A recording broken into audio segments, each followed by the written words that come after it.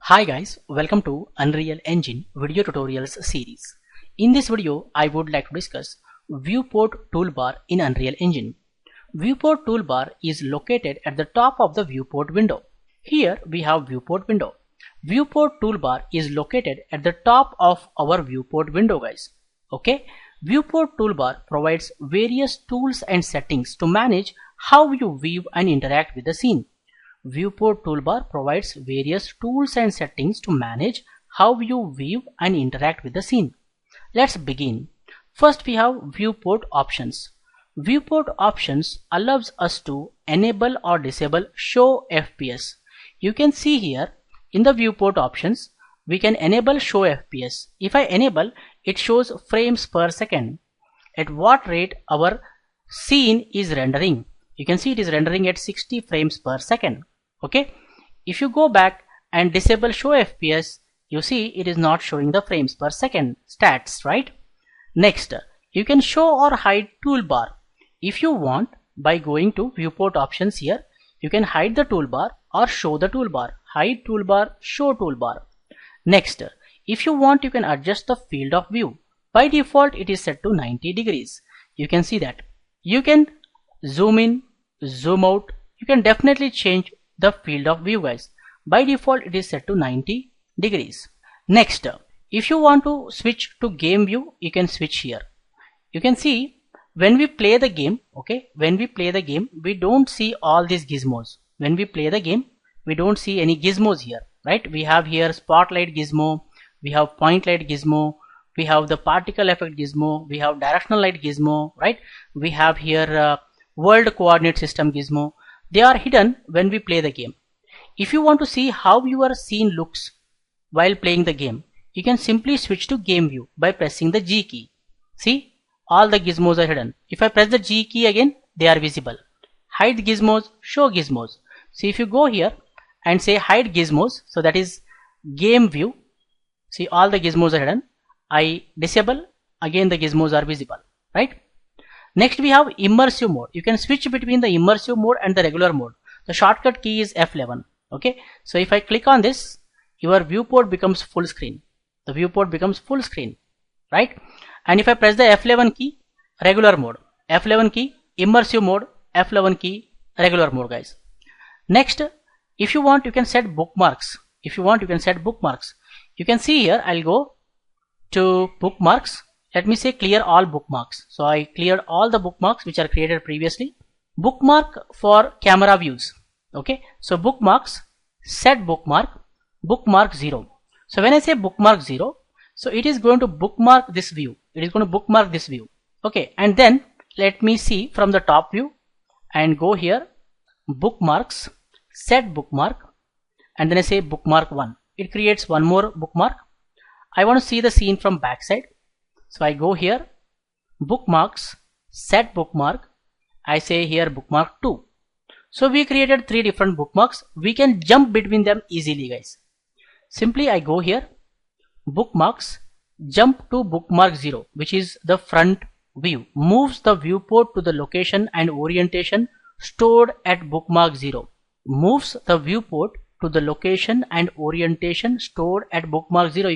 You can read that statement to understand it more clearly, guys. You can see we are in the front view. Okay, great. I go to bookmarks and say jump to bookmark 1. See, we are seeing from top. Again I go here, bookmarks, jump to bookmark 2. You can see we are seeing the view from backside. So you can bookmark your viewport location and orientation, guys. If you want, you can clear the specific bookmark. You can clear all the bookmarks here, right? Next, if you want, you can create cameras. You can create cameras wherever you are. If I go here and say create camera here, it is telling select a camera type to create at current viewport's location. So if I say create scene camera actor, it has created a camera in this place. I go here to viewport options, bookmarks, jump to bookmark 0, and I go here. Again I say create camera here, scene camera actor. You can see one more camera is created in the front view here. Front, one camera is in the back side we have created. So like this, you can create a camera at any location easily. Also, you can take high resolution screenshots. you can take screenshots of your scene, guys. Let's say I want to take a screenshot. Okay, I want to take this screenshot. I want to share this to my team leader. Then I can simply go here and say high resolution screenshot, and then I say capture. It is captured.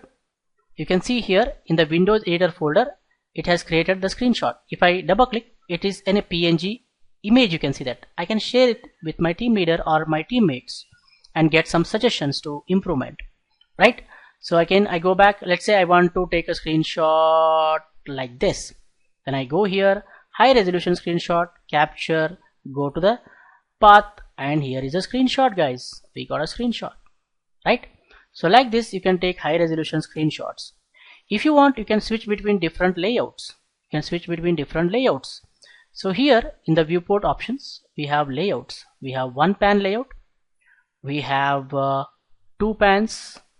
We have three pans. We have four pans. You can see that. So we are having here perspective view. If you want, you can maximize this view. You can maximize by clicking on this tool. Restore, maximize, restore, maximize. I hope you guys are clearly understanding.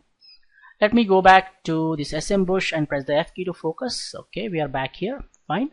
Next, we have viewport type. Viewport type allows us to activate perspective view and orthographic views. We can switch between different views, and they have also given the shortcut keys. You can see that Alt G for perspective, Alt plus J for top view, right? Like this, they have given the shortcut. So if I click on top, now we are seeing our viewport from top, guys. I go to perspective. I can go to right view. I can see from right, and I can see from perspective view like this. Understanding? Next, we have the view modes. View modes allow us to change the display mode or the render mode, how you want to view the viewport.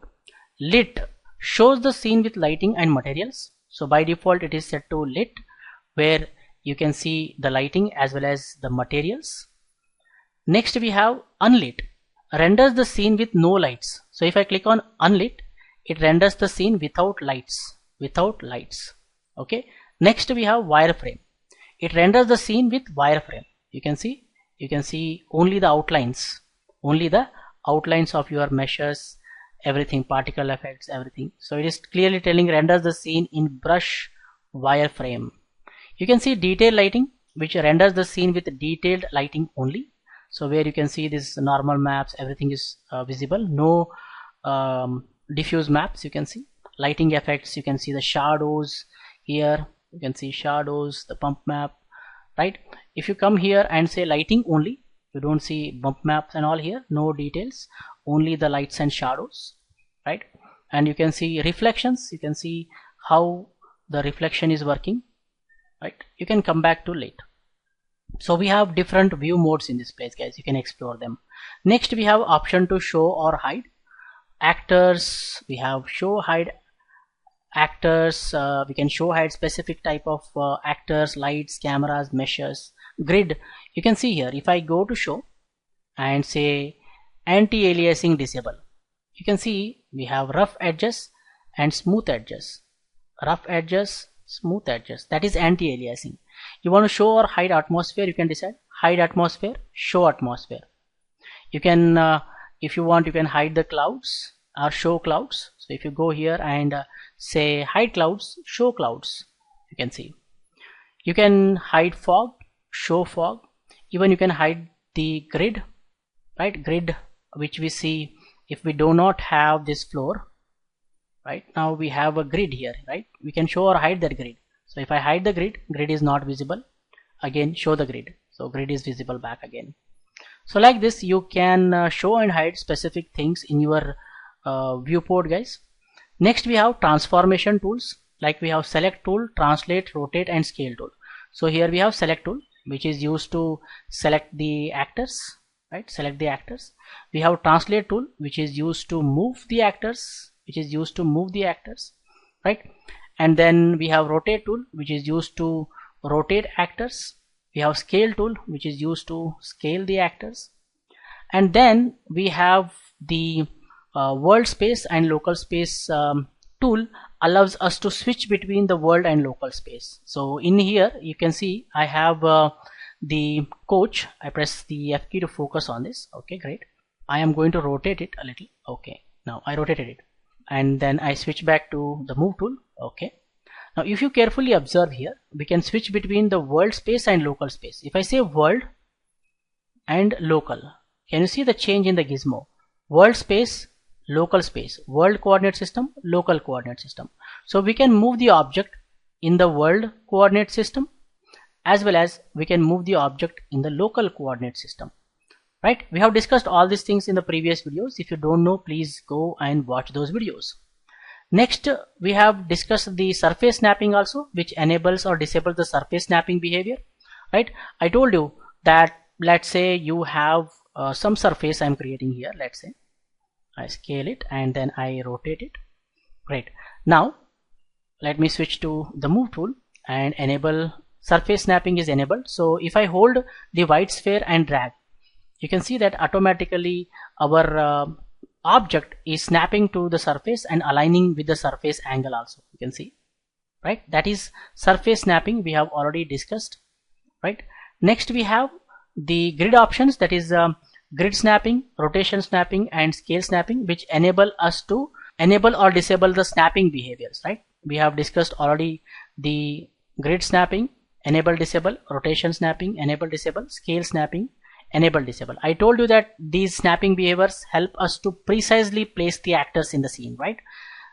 So let's say I have a cube here. Okay, now I want to move it exactly 100 units to the right side. So I can simply come here and say 100 and then drag. It moves 100 units to the right side. I can make duplicate of it. So Alt drag 100, 200. So the distance between these two actors is 200 units. Again I say Alt drag 100, 200. Distance between these two actors is 200 units. So we can place the actors at a specific distance. We can rotate the actors exactly at specific units. So you can definitely enable, disable the snapping behaviors, which we have already discussed in the previous videos. I suggest you people to watch them, guys. And then we have camera speed. We can control the camera speed. Like if I hold down the right mouse button and press the W key, you can see how the camera is moving forward and backward, at what speed it is moving. You can see that. If I come here and set the camera speed to 0.033 and again I press the W key to move forward, it is moving very slowly. You can see that it is moving very slowly backward and forward.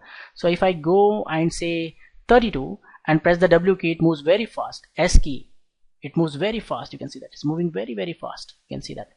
Right?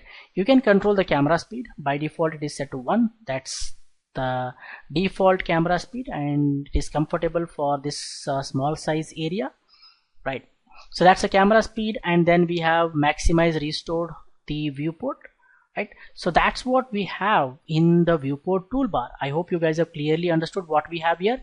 If you have any doubts, feel free to put them in the comment section. I'll be happy to clear, guys. For more benefits and be up to date, do not forget to subscribe to our YouTube channel. Keep learning, keep designing, keep sharing. Thank you guys. Thank you very much. See you in the next tutorial.